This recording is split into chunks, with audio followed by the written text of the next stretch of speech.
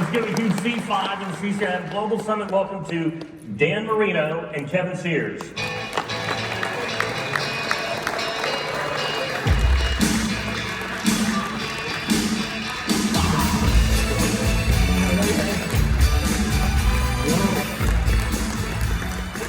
How's everybody doing? Good.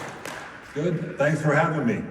Yeah, now we can have some fun. You're looking at all these graphs and all these things, and now we can have some fun and questions and. I'd like to think that the standing ovation was for me, but I know it was for you, Dan. Oh man. All right, realtors. Enjoying the conference? All right, some of you are awake. So Dan, growing up in Pittsburgh, you've come a long way from Pittsburgh. Do you miss the snow? Yeah. Is this your first question? It's the first question. Kind of lighten the mood. No, I don't miss the snow, but I mean, it's sometimes, it's fun when I do go home and it gets you feel the weather a little bit. And Pittsburgh, I have so many family members, close friends, guys I went to high school with and business people I dealt with. I love that place. I love it, but I'm going to stay here and live in South Florida. So you're here with several hundred commercial real estate practitioners, commercial realtors from not only around the country, but we have some international members here as well. Can you talk to them about your experience in real estate, commercial real estate, and your thoughts and takeaways? Oh, okay. Well, first of all, yeah, I've been fortunate enough, to do pretty well where I've been able to, invest in real estate and some, personal houses that have done well that I've sold and things like that. And also, in the deal down here, what I've done with some of my friends that I've dealt with is the strip malls, like where you have the anchor, like Publix or whatever it may be. And I've done that quite a few times. Right now, I don't have any of that in my portfolio, but I've had a lot of success doing that. And mostly, my takeaways with it is, it's like anything in life. It's like the people I invested with were people that I've known have been proven, and I've known them for a long time. They actually became friends, and we've been friends for a while, and I trust them. So I think to me, that's the biggest takeaway. You got to trust the people, and they have to have a track record, and they have to show you what the best values are, and I've done pretty well at times with that. So and sometimes no. I mean, everything's not 100%. But and then there have been some, properties I bought where I've resold them later on and made some money on them. But right now I don't have a lot of that. So just like on the playing field, there's risk and reward. Right? Oh yeah, there's always risk. Yeah, reward. Especially so the analogy would be the risk is if you're going to go deep or you want to throw a first down, check down. That's it. That's it. You want to hit a lot of check downs and score, or do you want to go deep? And they both work. It's just that you just got to evaluate that. Yeah. Well, you didn't like that analogy? That was like a pure football analogy. So he's a Patriots fan, and Tom Brady just started doing games. So would that be kind of something that he would say? Yeah. I'm trying to loosen it up a little bit. We were talking backstage, and I just as we're coming up, we're watching the highlight reel. I said, man, I used to hate you in the day. And I said, and I want to say I'm sorry. I said, because I respect what you did. And especially after the 20 years that the Patriots had, I realized, Sure. You have to respect it. You might not like it, but you have to respect it. So one of the things that, we're very familiar with, just like I'm sure you are, is change is constant. And we're seeing it in our industry. You were a player, you're now in the executive offices. You've seen coaching changes, ownership changes. What have you learned from your experience on changes through? Sure. I mean, I think the change is everywhere around you all the time. It's in life, it's in business, whatever you're into, there's going to be change. To me, the word I always use is you got to adjust and adapt. Like no matter what the circumstances are, if it's football, if it's business, if it's life, if it's dealing with your family members and whatever it may be, you have to understand what change is. Sometimes that's part of it. You got to have that ability, like I said, to adapt to whatever the situation is. adjust to things you need to adjust to. And a lot of times you have to look inside and make sure it's you that are doing the right things by changing in some way, if you're changing or if you have to adapt to another situation where you have to change. So I think it just comes down to the individual, the person it is, and understand the circumstances you're in. You know, in football, you have to do it all the time. You do it on a weekly basis. You know, game plans change, coaches change, players change, all that changes. At halftime. The defense changes on a different play. So that's my theme always has been on that is you got to adapt and adjust. But you in particular led through some of that change. How would you get your teammates or business partners to react to you leading? So leading through change and also leading, just leading in general, really comes from, I know it's what you do as an individual, but also it's to me it's your performance. Like if you're a great performer and you perform on a consistent basis, like players do or business executives, whatever it may be, people are going to follow you because you've had success, you've shown you've had success, and that comes with time. I mean, I remember coming in as a rookie and, we have a bunch of veteran players and I'm 20 years old, just turning 21, and I have a chance to be the starting quarterback. When you get a guy that's in their 30s or they're looking at you like, okay, so you got to prove yourself. Like it's something that's just given. And you have to do it in a natural way. Just being a raw person is not necessarily the best way all the time, but it's how you want to lead, how you lead through performance, by example, all those things. Coach Schuler was a great by example guy. That's how he kind of led, because what he showed you each and every day, how he worked, how he dealt with players, on a personal level, and to me that was a great example.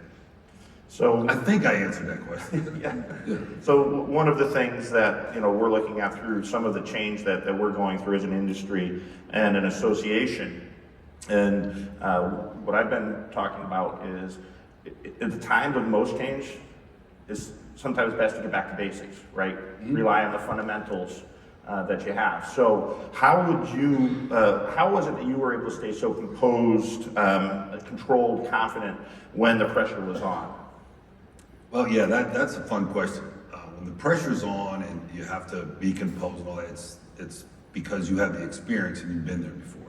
And like you said, going back to basics is always important. But to me, it's having that experience. Like say for example, when I was in college and you come from behind and you win a game, or when you're a rookie and you win games in the fourth quarter and that happens to you, you have that experience. So you've learned that experience, and the people that you're working with, your teammates, they see that you've already done this once, you can do it again, and if it gets tough, that we can rely on you to do it again. So that's how I always felt like when I was, in those situations, when it could be really tough, but I've had that experience before. Now you got to go through it at least a couple times at first, and sometimes, it's not always a great experience because you might get beat down a little bit, but you learn from that, and then you just move on and do your thing. So you obviously had a very successful high school and college career, and so you just touched on it a minute ago, but you come in as a rookie, mm-hmm. and how is it that you were able to win over the veterans? Right. Grizzled veterans, and you're the young kid that comes in, and how were you able to instill confidence in them to follow you? So once again, I say they're looking at you because you come in, you're 20 years old, and you got a little bonus money from the draft and all that stuff, and it's like you have to prove yourself, and that's really what it is. It's how you lead. It's not necessarily leading. It's how you perform on a daily basis, because they're going to watch you. Like, and even if it's a business situation, and you come in and you're a new leader of a group, that group is going to see how you deal with them and make judgments off of that. So it's the same way in football. In that huddle, like they're looking for something, and are we going to go down and score? Does this guy work hard? Does he watch extra film? Is he always on time? Does he do the things that we need to do? We know we can count on this guy to be there for us when the times get tough, and that's always been, and that's things you learn over time. So I'm going to ask a question. You're probably going to wonder why, given the success that you Well, have. don't answer it. No, I'm gonna ask it. But did you ever doubt yourself, your own leadership ability? Did you know? Yeah, I mean, there's always that in the back of your head, you know, where you can doubt yourself a little bit. But I always thought like I believed in myself as a player. I believed in myself, you know, as a person. Those are the things I think that you really have to have, you know. But doubting yourself, there's no question. I'm sure all of us in this room have done things before where they doubted whether you're gonna be able to do it or not. But once again, it's more who you are, and then also building relationships that help you, where maybe you're gonna get that help where you won't have the doubt that you might if you're doing it by yourself. So sports, just like in business, you win some, you lose some, right? How would you handle the defeats, the losses, and what would you do to motivate yourself to? Well, so yeah, defeats and losses. Well, losing is not a very happy situation. You know, that's the tough stuff because you put so much work into it. And the losing part is you just have to get past it. You have to me, it's like when you watch film after a game that you've thrown 2 or 3 interceptions and you made all these mistakes and you lose a game that you need to win. Basically, it's just reviewing, looking at what you did, what you can improve on. And then at some point, you have to just let it go, you know, and move on. And what's next? What's next in life? What's next week? What am I going to do to get better next week or for next year, or whatever our company needs to do? So, you know, you get to learn from all those situations, then you just put it past you. But, So how about any fun questions? I was telling Dan that I was, you know, a Patriots. He's a Patriots fan. Patriot season ticket holder. You know, Tom Brady, I love him, but he just throws deflated footballs. And usually at these things, I throw out footballs, right? So I'll throw them out, and I always say these are Tom Brady's balls because they're a little deflated. Yeah, So that's a Patriot fan there. So I gotta give him a little junk, you know what I mean? that's all right. So when I told Dan that in the early mid '90s, I came down with a group of buddies, and one of my best friends is a rabid Dolphins fan. He always has been. And we were down, and we were at Joe Robbie Stadium at that point, and we saw you break. It was you surpassed 60,000 yards. That was the record that we saw you get, one of many. So,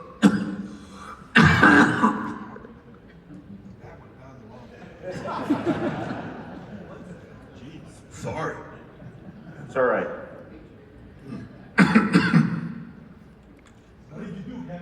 Yeah, don't worry. I know the Heineken maneuver. I mean Heimlich maneuver. Sorry. So you set I don't know where that came from. so many records, and I get to say I was there when I witnessed you broke one of them. So you said, at Joe Robbie. Yeah, Joe Robbie. So, but with all the records that you see out there, you know, I believe that records are made to be broken, right? Which ones do you think are the safest from being broken? So, well, there was a time when I broke them, and then I had a nice little lead on guys like Brett Favre and Peyton Manning and Tom Brady, and then eventually, as time went on, they just kept clipping them off. So I don't have any records anymore, but for a while there, I had them. To me, it was always, you know, touchdowns, because touchdowns, you know, relates to points, it relates to winning. And then also, to me, it was about lining up and playing every week. You know, I had a really good streak there for a while, like 145 games in a row before I tore my Achilles. And then to see like someone like Brett Favre go 250 games in a row, just to me, that to line up every week and know your fans, your teammates, and everybody can rely on you to play at a high level and be there for each and every week was really important. That's something, but I think really it was the touchdowns. And then I just found out when you were asking me, but I found out about a year ago, one of the Dolphin coaches told me that, which I think this one probably won't get broken, but like 600 and some attempts during a stretch where I did not get sacked. Now that is something I think will not get broken, because now the way that pass rushers are and that, I mean, guys are getting sacked all the time. to me, I'm very proud of that. I didn't even know that existed, and and he told me that. So that's pretty a cool. testament both to you, but also to your line. Offensive line and the system we're running and getting rid of the ball, the receivers got, well, obviously it's a team game. You can't, do it by yourself out there, but yeah, that's pretty cool. So, do you believe that winners can thrive in change, in chaos? Wow, winners in chaos. I think, to me, so when it gets the most chaotic is when you want to be the calmest and rely on what you've learned in the past when you've been winning, so I can't. I mean, winners, I don't think you're going to want a loser in time of chaos. You want someone that's going to perceive to be very confident and that has proven himself in the past, and that to me that's how you deal with chaos and change, like you said before. Well, let's switch it up a little bit and talk about business. How is it that you you identify opportunities, and what's most important for you to get involved in new ventures? So over my career, really, I've worked with a couple people as far as being in the market and bonds and all those kind of things, and to me, it's personal relationships. Everything's about relationships and trust, and I've always been very fortunate that sometimes I get into business with people that I haven't gotten into business with before, but we were friends and we got to know each other, and then opportunities come up and you look at it, then you find out, well, okay, I trust this guy, I trust the business, he has a track record, I want to be involved with him. And and it's not always perfect, it's not a perfect science to figure that out, and sometimes like we said here, sometimes you win some, sometimes you lose some, but to me, it's always been about the relationships, the people, and they're proven. And do I like being around them? That kind of thing too. Like it's the worst when you're working with people and you don't really feel good about being around them or wanting to work with them.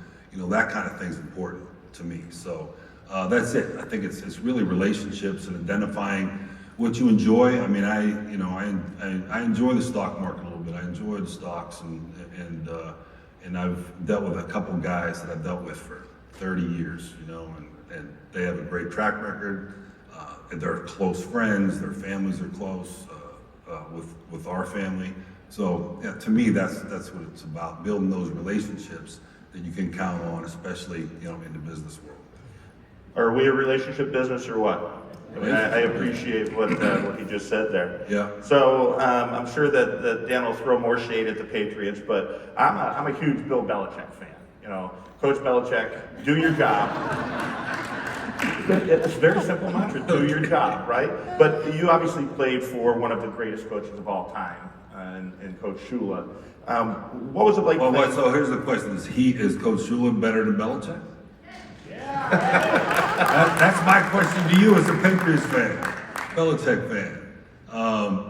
No, they're both incredible. Yeah, and what was it? And I interrupted you. I'm sorry. That's okay. So, but you had the opportunity to play for one of the best, yeah. right? And so, what leadership lessons did you learn from him that you were able to translate either on the field, in business, in the executive office? Yeah. So I think really what it is just from the time that I came here as a young man, and Coach Shula pretty much,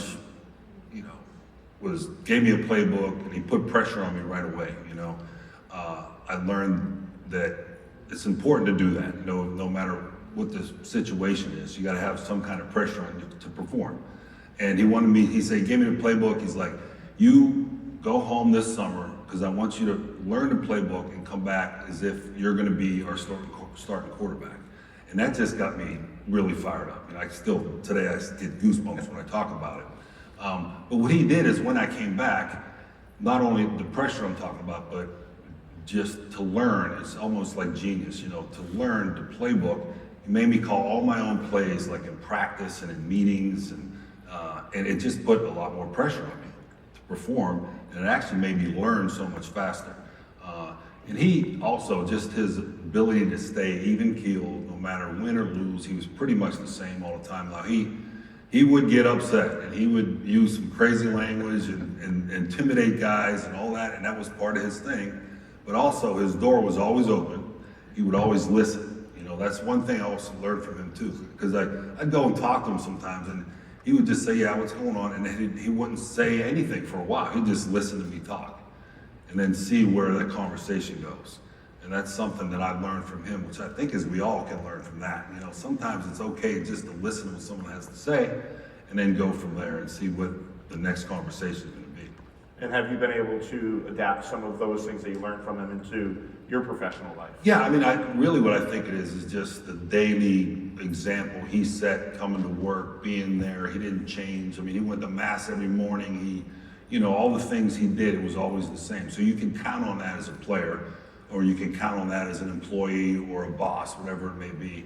That he didn't have a lot of highs and lows. He was pretty much, you know, pretty much straight line, but tough guy. He expected excellence, right? So when he talked about it all the time, he expected it, because if you weren't excellent and you didn't work and prepare, you weren't going to be there, pretty much. So yeah, you knew that going in. He was straight up front about all that. So, how many movies have you been in? There we go. And was Ace Ventura, Pet Detective, your favorite? I mean, do you have a dorsal fin? Well, no, but I am a dolphin. Yeah, there we go. There we go. You got Miami Realtors right down in here. Okay. Yeah. No, Ace Ventura, Pet Detective. Yeah, it was a great experience. I didn't know you were going to bring that up right now, but yeah. So I always felt like I tell people I feel like I made Jim Carrey a star. If it wasn't for me, no one would know who the hell he is. But Laces out. Yeah, Laces Out. That was a great experience. Yeah, great experience. I never thought that thing would become what it was at the time, because I read the script and I really thought the script was terrible. And I was actually going to tell him no. I was going to tell him no, and I wasn't going to do the movie. Then I met Jim Carrey, and he acted like he was Ace Ventura at our lunch meeting. He came dressed in the tutu and the jacket and the hat, you know, and all that stuff with his little thing around him, and he acted like Ace Ventura was acting in, like he was going to act in the movie. Yeah. You know, so I was like, well, this can't be too bad. I mean, it could either be a dud and go away in a week, or it could be great. And it turned out being a great movie. I was proud to be in it. Very Proud cool. to be in it. Yeah. So I still take credit for his career. As well you should. Yeah. So, all right, show of hands in the room. Who grew up watching Dan Marino play football or enjoyed? Okay, excellent, good. So another show of hands for in the room. How many of you had commercial real estate as your very first career? Okay, so Dan, obviously. Careers have transitions, right? And so, what are some of the things that you dealt with in transitioning from a player to this TV studios to the executive offices? So I think so another good question. When you do something your whole life, like I did as far as football is concerned, and you go and you have a lot of success and all those things, and I turned 38 years old, and all of a sudden it's like, okay, what am I doing next, right? And you always think about that. I thought about at the end of my career, like, do I want to do TV? And I thought that would be a good transition for me. I did. I worked TV for HBO and CBS for like 14 years. And just the one thing I remember, guys that were already in that business, they kept telling me all the time. I'd ask them, what do you think? They said, just be yourself. You know, be yourself, be true to yourself and what you believe in. Be yourself and you'll be successful. And it relates to everything in life, really it does, not just football or me, it relates to all of you. So I think transitioning to other jobs is always tough, and sometimes you might not enjoy it, but the basic thing is to believe in what you do in your heart and your mind, that you're good at what you do and you're believing in it, then you'll be successful. So you obviously have high standards for yourself, for others. Can you talk to us about the Dan Marino Foundation and what you say to the youth, mentoring youth, and what that's like, how you're involved in that? Well, yeah, first of all, thank you for asking about the foundation. My foundation has been around a while now. My son Michael, I always use this example, but he was diagnosed with autism when he was 2 years old. and he's doing great now, by the way. He's married, he's working, I mean, he's doing great, has his own place.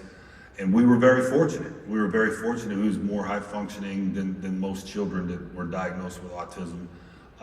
We got through that, and Claire and I realized that, there was a lot of other kids and other families that were getting affected that didn't have the same opportunities, the same opportunities as far as their health is concerned, and also as far as financially getting the right treatments, speech therapy, occupational therapy, all those things. So we decided to start the foundation and do a developmental center in Weston. And it's been there for, I want to say 25 years. I don't know exact number, but at least 25 years. See a bunch of kids, and the one thing I say is I always loved is, when you see a family and you see a young boy or girl, and they come out of there and they say that our place really helped them develop and making a difference in their lives.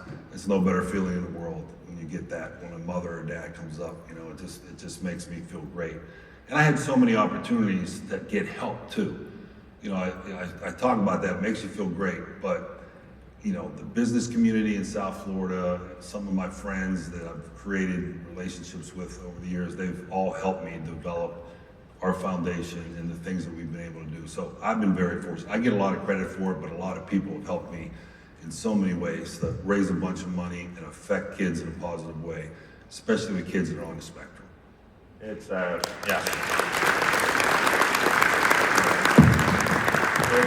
It's great when you can use your fame. For platform, good. your platform. Yeah, your platform. Yeah. Platform. Yeah. No, I mean and that's what I'm saying. So you use your platform, and that's another thing. We keep talking about relationships, in the business that you're in. So I use my platform to build relationships corporately with people like Publix and Walgreens, and they're always, because we try to create jobs for kids in transition too, from high school and into like real life and where they're going. And we've had a lot of corporate help that way. So, I've always appreciated that. So I told you about my buddies that I came down in the mid-90s and saw Dan break one of his records, many records. Dan said, well, why don't you text them and see if they have a question that they want you to ask on stage. So that's why I was looking at my phone. Oh, but Kevin, I think you asked me the question, and then I think okay, that's all right. Go ahead. So, but one of them said, Dan, is there any way you can unretire and play on Sunday? Oh, he said, he said, really, right now it's just football. It's shotgun. All you need to do is stand in the pocket, read the D, throw the pass. What do you think? Well, I mean, no. The mind is willing? No, yeah, I mean, for sure. Like, my mind says I can do it, but my body's already left. It's gone.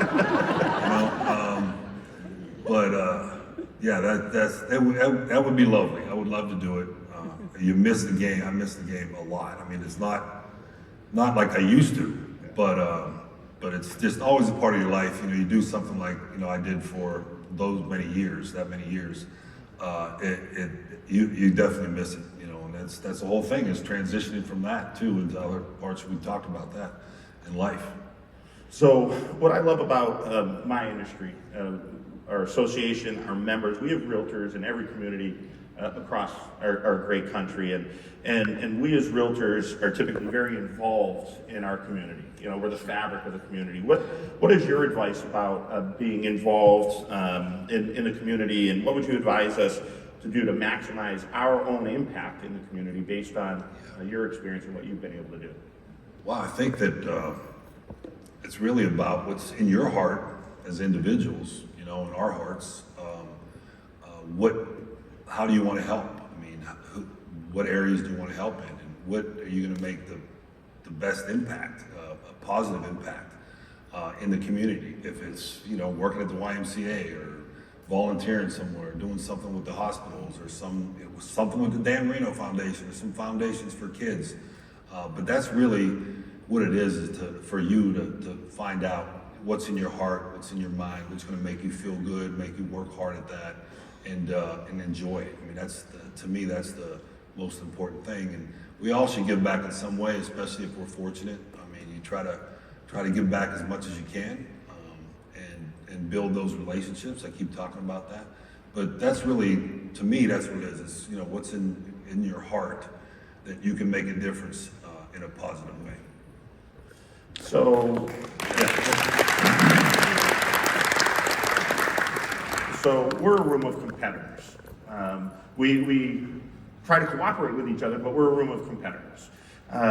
What was it like transitioning from, playing on Sunday against the other guy, even though it's a team sport, the other guy, and what was the transition like to being competitors to friends? Can you talk about that? You're talking about, so I can use an example would be Buffalo Bills, right? Buffalo Bills, very competitive with them over the years, and still are, obviously. They're in our division, they're our rivals.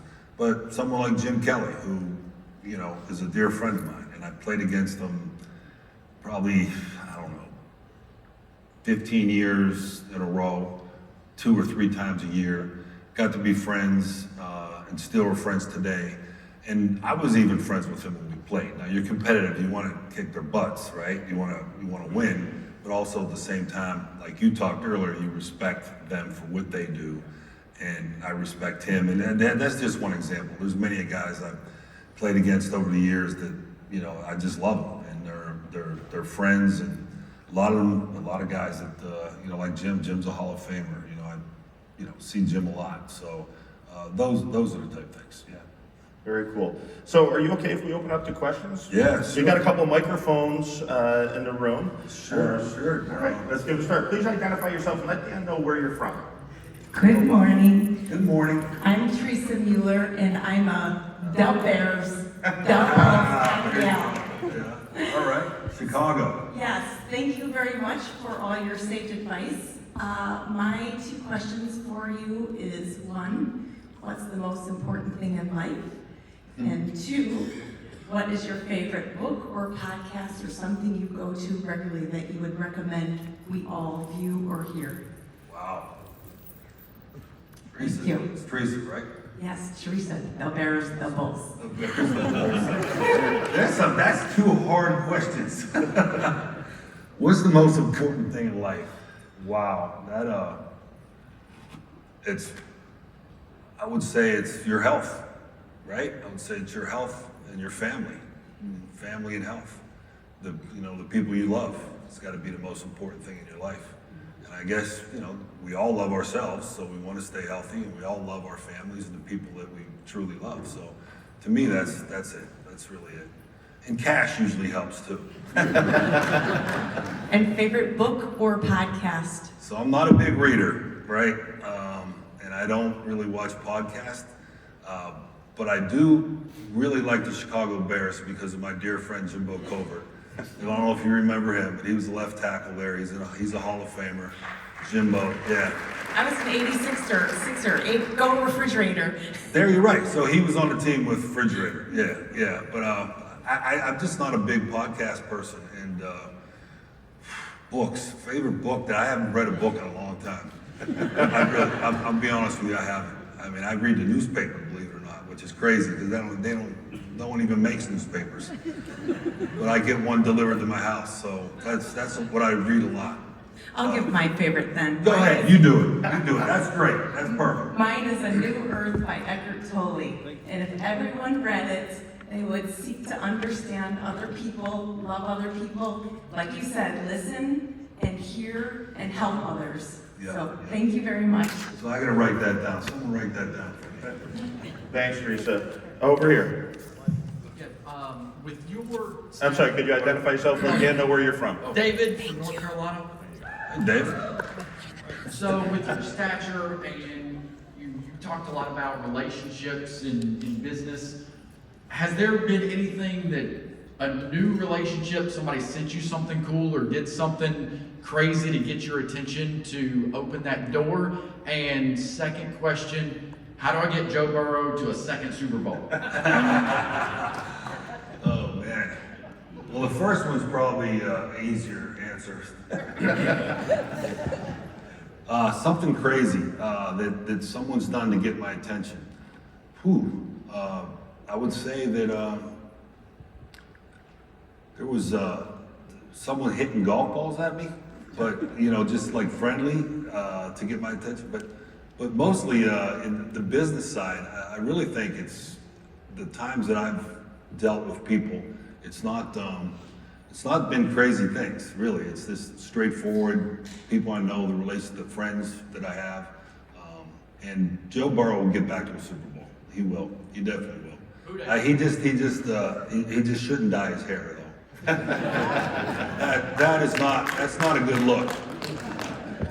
I don't think he cares anyway, so it's all right. Yeah. Hi, I'm Dan Burrell. I'm from Fort Myers. I have a comment and then a question. I'm also a Patriots fan, and I do feel that if we had drafted you instead of Tony Eason, we would have shocked and upset the Bears in a Super Bowl. Yeah, well, thank you. And, they had a chance to draft me, yes. And then, we beat the Bears that year on Monday Night Football. So, Yes. Yeah, we have that one that's 16-1. So that one, I feel good. At least I get that part of that ring somehow, And our team did, yeah. Did you feel, I know you were probably disappointed, you went a little bit further down the draft board than you should have. Yep. Do you feel you ended up in the perfect place when you ended up in Miami and playing for Don Shula and, It worked out. That's a good question. It really, I went down to the 27th pick, which is still first round, still really great. The first round was amazing because a bunch of Hall of Famers in the first round. Yeah, a bunch of Hall of Famers. I personally felt like once that happened, I was in a great place because of Don Shula. And I remember my dad telling me, said it's not where you get drafted, it's what you do after the draft. He told me that. He says, it's what you're gonna do with your career, what you're gonna do afterwards. If you get picked first, 27th, Tom Brady, you guys are Patriots fans. He was, what? 199. 199, there you know it a lot better than I do. So that's always the case. It's just a matter about what you do personally and what you're doing next. Yeah. Thank you. And I won't mention his deflated balls again. Stevie. Steve Barrera, born in New Jersey, live in New Smyrna Beach, Florida. Dan, you see Stevie Morano here? Right here. Over here. Oh, there you go. Okay. Have you seen Stevie Morano around? I have actually, believe it or not. Yeah, he has a great Italian restaurant up on Oakland Park. I hadn't been there in a little while, but he was at another restaurant that I saw him there. It was actually his birthday. I don't know how old he is, but his birthday. But he looked good. He was doing all right. Somewhere between you and me. Okay, there you I'm a go. lot older than you. Okay. Anyway, what do you think it'll take to bring the Dolphins all the way back to the big game? Drafts, trades? I think, well, everybody's making a lot of money. God bless, all the players and all that. But I think we just stay healthy. I think we have a chance. It's a shame what happened with Tua. He's had some injuries. You get concerned sometimes when guys start getting a lot of concussions. He is going to try to come back, and he's on injury reserve now, so he'll miss 4 games. But when he's in there, I think we have a really good chance of winning any game we play. So our dream is to get to the Super Bowl and win. If you're a Dolphin fan, and it's every other NFL team, their dreams too. So I think we're closer than we were a few years back. I was only a Dolphin fan when Dan Marino was there. Thank you, sir. Thank you. So you talked about, there's a lot of money being made. Sure. What do you think about the NCAA and the NIL and the college athletes? Think about what opportunities would have been there for you and others back in the day. Yeah, if I'd have made some money like they're making, I probably wouldn't even turn pro. I would have just stayed. But it's interesting. I don't know enough about it, but the interesting part is I think, they're trying.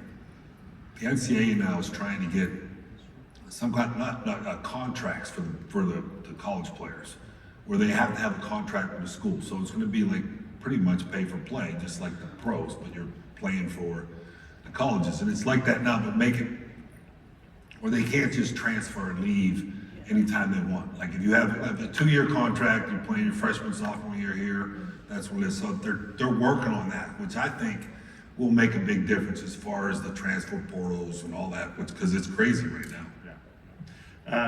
Microphone over here. Hi, good morning. Morning. I'm Nathan from Austin, Texas. I was wondering if prior to any of your games, did you ever practice meditation at all? And a second question, a little bit more fun. Who's your favorite current NBA player? Okay. Answer the first question. Yes, not meditation, visualize. You know, I used to do that a lot. I guess you could call it meditating, whatever. I would think about the game, what was going to happen in the game. I'd visualize plays, things that I thought, anticipate maybe, you know, all that ahead of time. And I used to do it right before the game. I mean, I would almost take a nap and just relax and just concentrate on the game plan and the things I thought was going to happen before they happened. And it makes you, in any situation in life you're doing, it makes you more prepared for the things that may come up, or to realize when they may come up that you've already seen this before and you can take advantage of it. You know, that to me, that's something I always did. And I tell the players now, and even younger players, kids in high school, to try to visualize, you know, your life, what you're doing in it, the things that are important to you.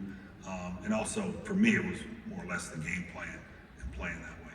Favorite NBA player of all time or just now? Current. I don't know why my voice is doing this, but Steph Curry. You gotta love Steph Curry. Thank you. Over here. A lot of them. Dan, I'm Alan Pintner. I'm from Cleveland, Ohio. I spent 30 years on the Browns chain crew as their clip man. Nice. And I was there on the goal line when you were running to your right when your Achilles popped. So Okay. I wanted to say hello to you, and I wanted. Thank you for that memory.